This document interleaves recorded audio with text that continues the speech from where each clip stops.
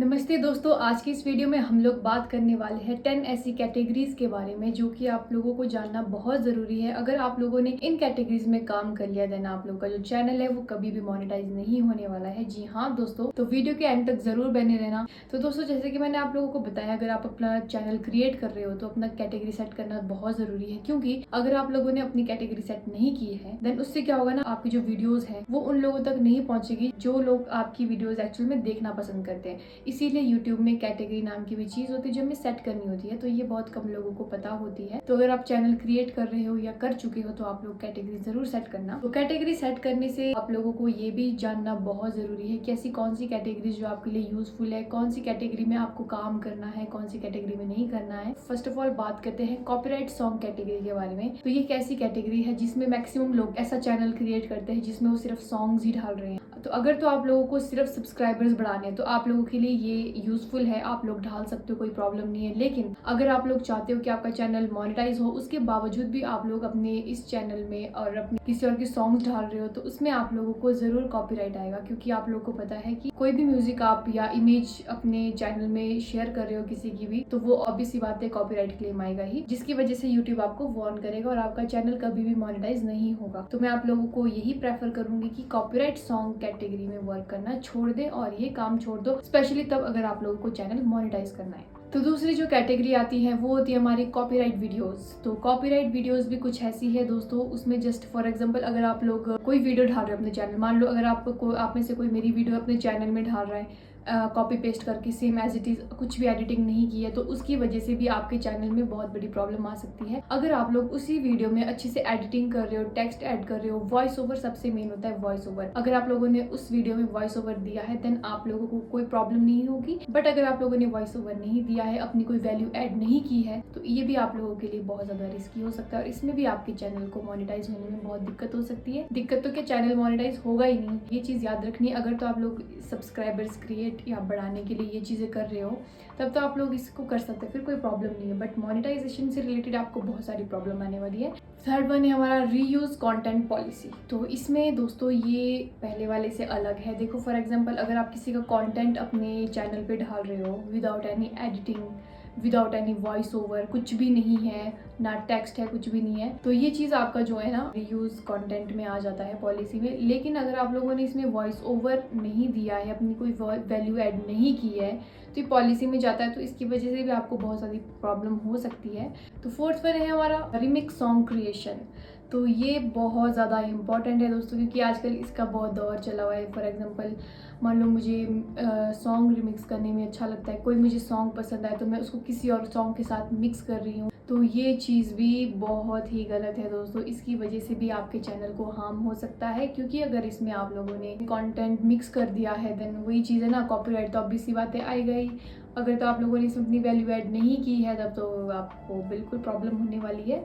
तो इसकी वजह से भी आपके चैनल को प्रॉब्लम हो सकती है और आपका चैनल मोनेटाइज नहीं होगा। तो हमारा जो पांचवा कैटेगरी है वो होता है अडल्ट कंटेंट।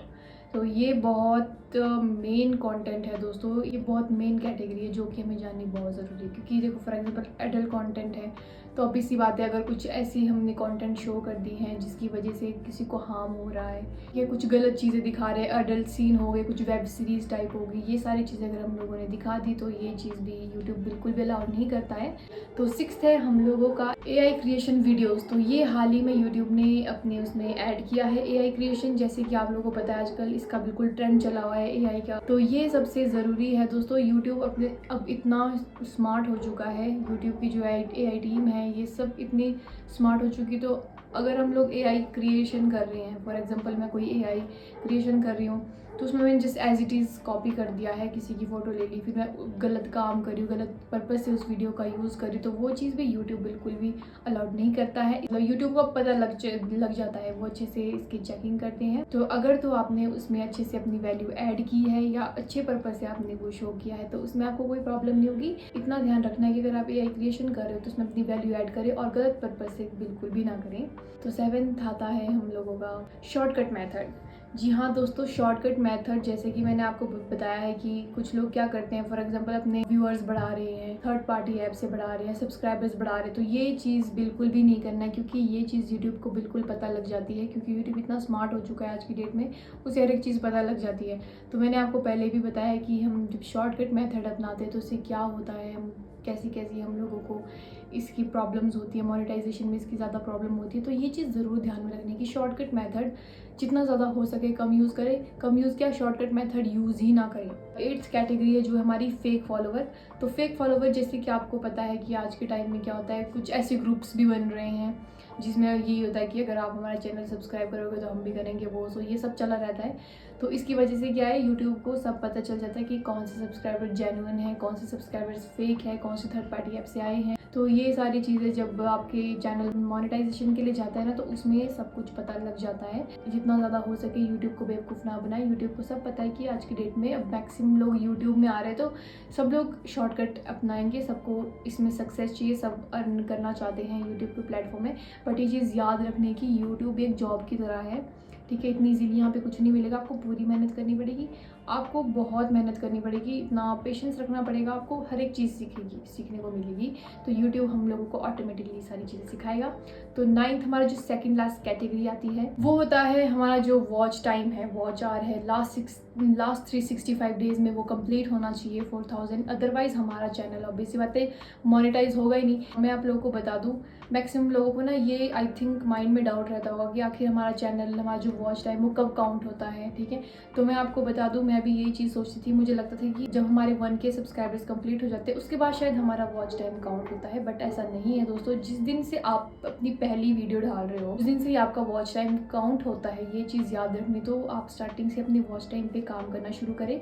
और मैं आप लोगों को बता दूं, देखो वॉच टाइम वर्क कैसे करता है। फॉर एग्जाम्पल, मैंने जो पहले दिन वीडियो डाली है, ठीक है, तो 365 डेज़ के बीच अगर मैंने अपना क्राइटेरिया पूरा कर दिया देन मेरा चैनल मोनेटाइज हो जाएगा। लेकिन अगर 365 डेज़ में मेरा जो वॉच टाइम है वो कंप्लीट नहीं हुआ है, लेकिन अगर 366 डे हुआ, ठीक है, 365 से एक दिन एक्स्ट्रा हुआ, तो जो मेरी पहली वीडियो है उसका वॉच टाइम कम हो जाएगा और नया ऐड हो जाएगा।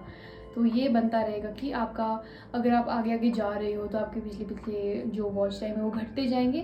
अगर आप लोगों को ये वॉच टाइम वाला क्राइटेरिया समझ में आया है तो अच्छी बात है, अदरवाइज़ मैं इसके ऊपर भी एक वीडियो बहुत जल्द लेकर आऊँगी आपके लिए डिटेल में। तो हमारा जो लास्ट कैटेगरी है वो है शॉर्ट्स। जी हाँ दोस्तों, शॉर्ट्स वीडियोस में देखो क्या होता है, जैसे होता है ना कईयों के चैनल सिर्फ शॉर्ट्स के लिए होते हैं, तो इस चीज़ का ध्यान रखना है कि शॉर्ट्स वालों को सिर्फ 90 डेज़ में 10 मिलियन व्यूज़ लाने पड़ते हैं, तभी आप लोगों का चैनल क्रिएट होता है। अगर आप लोग शॉर्ट्स में ही वर्क करना चाहते हो या सब्सक्राइबर्स बढ़ाना चाहते हो, देन आप लोगों के लिए शॉर्ट्स हेल्पफुल है, क्योंकि वो सब्सक्राइबर्स के लिए बेटर है।